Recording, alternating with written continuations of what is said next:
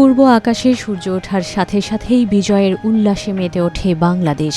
বিজয় দিবসে বীর শহীদদের প্রতি শ্রদ্ধা জানাতে সাভারের জাতীয় স্মৃতিসৌধে নেমে আসে সর্বস্তরের মানুষের ঢল। আজকে এত মানুষ এসেছে, পৃথিবীর সবথেকে সুন্দর জিনিসটা আসলে মানুষই। এখানে না আসলে বোঝা যেত না।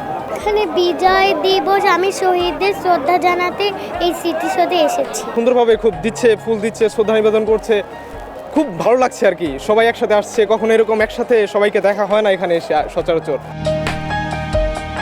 কুয়াশা আর হিমেল হাওয়া উপেক্ষা করে হাতে লাল সবুজের পতাকা আর হৃদয়ে দেশপ্রেম নিয়ে হাজির হন লাখো জনতা।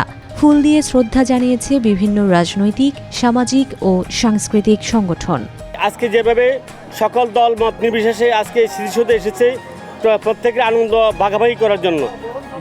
স্বৈরাচার সরকার আমলে 17 বছর কিন্তু মানুষ এই ভাগাভাগি আনন্দ উপভোগ করতে পারে নাই। আমরা এটা থেকে বেরিয়ে এসেছি।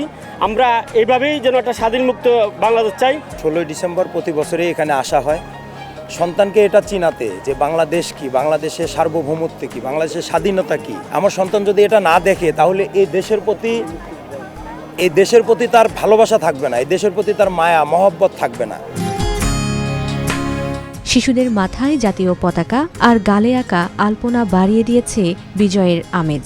সবার কণ্ঠে ছিল অসাম্প্রদায়িক এবং বৈষম্যহীন বাংলাদেশ গড়ার অঙ্গীকার। মুক্তিযুদ্ধের সময় কিন্তু বাংলাদেশের সকল স্তরের মানুষই একসাথে এসেছিল যুদ্ধ করতে, লড়াই করতে দেশের জন্য, কাঁধে কাঁধ রেখে। তখন কিন্তু কোনো বৈষম্য ছিল না, কারোর মধ্যে কোনো ভেদাভেদ ছিল না। আমি চাই এমন একটা বাংলাদেশ যেখানে আবার আমরা সবাই কাঁধে কাঁধ মিলিয়ে লড়তে পারি দেশের জন্য। মুক্তিযোদ্ধারা যেই আকাঙ্ক্ষা নিয়ে মুক্তিযুদ্ধটা করেছিল, একটি বৈষম্যহীন এবং মানবিক মর্যাদার বাংলাদেশ চেয়েছিল, সামনেও আমরা সেই একটি বৈষম্যহীন এবং মানবিক মর্যাদার বাংলাদেশকেই চাই। আমরা এমন একটি বাংলাদেশ চাই যেখানে প্রত্যেকটি নাগরিক তাদের মৌলিক অধিকারগুলো সুষ্ঠুভাবে পাবে এবং বাংলাদেশের নাগরিক যখন রাস্তাঘাটে চলাফেরা করতে যাবে সেখানে তাকে নিরাপত্তাহীনতায় ভুগতে হবে না। নতুন প্রজন্মের কাছে মুক্তিযুদ্ধের সঠিক ইতিহাস ও চেতনা ছড়িয়ে দেওয়ার প্রত্যয় ব্যক্ত করেন অনেকে।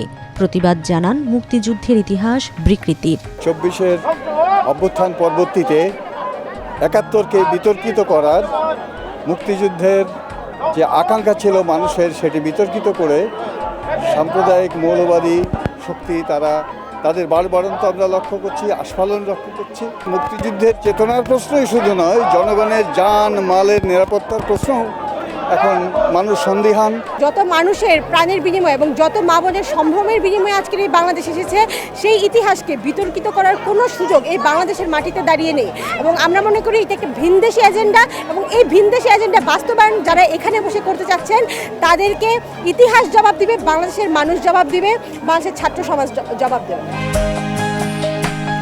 সামনে নির্বাচনের মাধ্যমে গণতন্ত্রের মসৃণ পথে এগোবে বাংলাদেশ, এমন প্রত্যাশা সর্বস্তরের মানুষের।